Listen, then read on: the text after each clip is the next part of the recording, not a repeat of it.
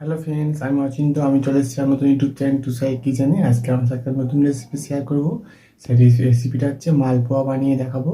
তো সেটা বানানোর জন্য কী কী উপকরণ লাগে আসুন দেখাই। তার আগে কথা জানিয়ে দিই, আমার চ্যানেলে যেসব ভিডিও ছাড়া আছে আপনার যদি ভালো লেগে থাকে অবশ্যই লাইক কমেন্ট ও শেয়ার করবেন, বেশি বেশি করে শেয়ার করবেন।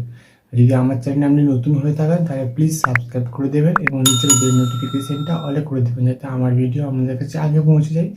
চলুন তাহলে আজকে মালপোয়া বানানোর জন্য কী কী উপকরণ লাগে আসুন দেখাই।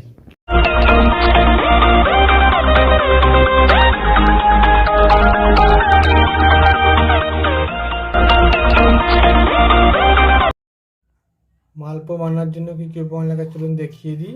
এখানে আমি 250 গ্রামের সুজি ভিজিয়ে রেখেছিলাম, 200 গ্রামের মতো ভিজিয়ে রেখেছি। এটা আমি এক বাটি ময়দা নিয়ে নিয়েছি, পরিমাণ মতো এক বাটি চিনি নিয়ে নিয়েছি, এখানে সাদা তেল নিয়েছি পরিমাণ মতো 1 কাপ, এখানে লবণ নিচ্ছি পরিমাণ মতো। চলুন তাহলে রেসিপিটা শুরু করি। এবার সুজিটার মধ্যে ময়দাটা দিয়ে দেবো, এবার ভালো করে মাখিয়ে নেবো যাতে ডালা না পাকিয়ে যায়।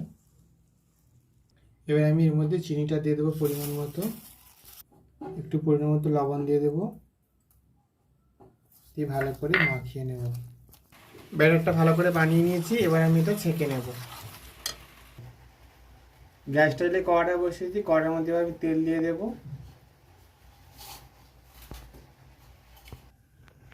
তেলটা গরম হয়ে গেছে, এর মধ্যে এবার আমি একটা করে দিয়ে ভালো করে ভেজে নেব।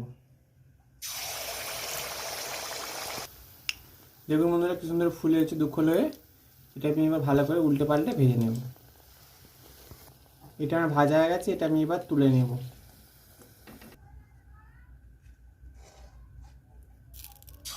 আর এটা দিলাম, এভাবে আমি সবগুলো ভেজে নেব।